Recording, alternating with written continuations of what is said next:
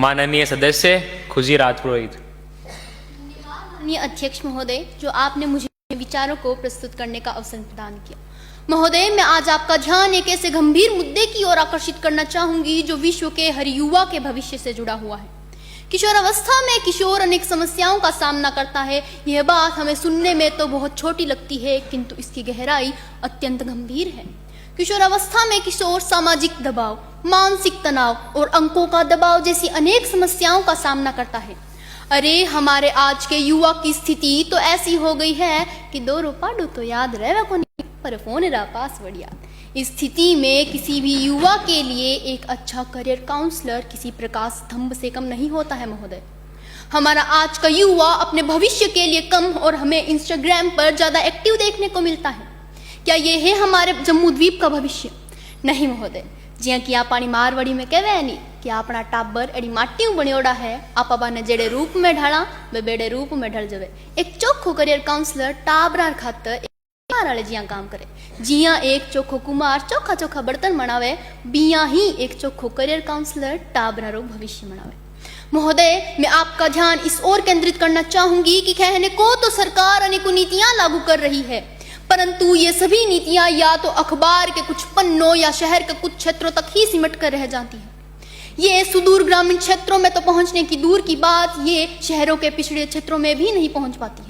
कहने को तो सरकार प्रशिक्षित करियर काउंसलर उपलब्ध करवा रही है, किंतु सत्य तो यह है कि आज भी 90% से अधिक विद्यालयों एवं महाविद्यालयों में प्रशिक्षित करियर काउंसलर उपलब्ध ही नहीं।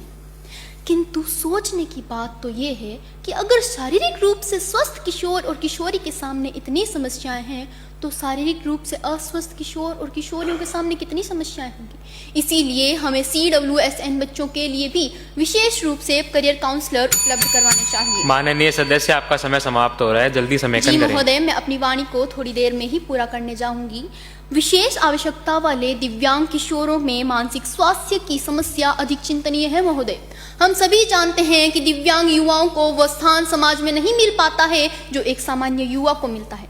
महोदय, हमारे विद्यालयों में आज 0.46% तक के बच्चे दिव्यांग हैं और पूरे प्रदेश में 2.28% तक के बच्चे दिव्यांग हैं। अगर हमें हमारे भारत को आगे बढ़ाना है तो दिव्यांगों के लिए सजगता से कार्यक्रम लागू करने होंगे और उन्हें प्रभावी रूप से सब तक पहुंचाना होगा। महोदय, मैं आपका ध्यान इस ओर आकर्षित करना चाहूंगी कि अगर हमारे विद्यालयों में शनिवार को नो बैग डे आयोजित किया जा सकता है, तो क्या नो मोबाइल जोन आयोजित नहीं किया जा सकता? महोदय, अगर हमारे सिलेबस में चिंकी और मिंकी की कहानियां आ सकती है, तो क्या तनाव प्रबंधन के उपाय नहीं आ सकते हैं?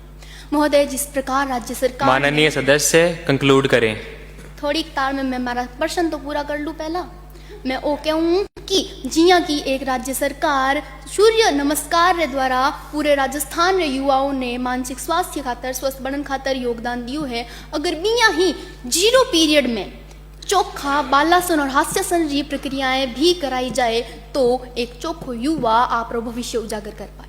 अंततः मैं यही कहना चाहूंगी कि ये सभी परिवर्तन एक दिन में नहीं हो सकते, लेकिन एक न एक दिन जरूर हो सकते हैं। जय हिंद, जय भारत, जय राजस्थान।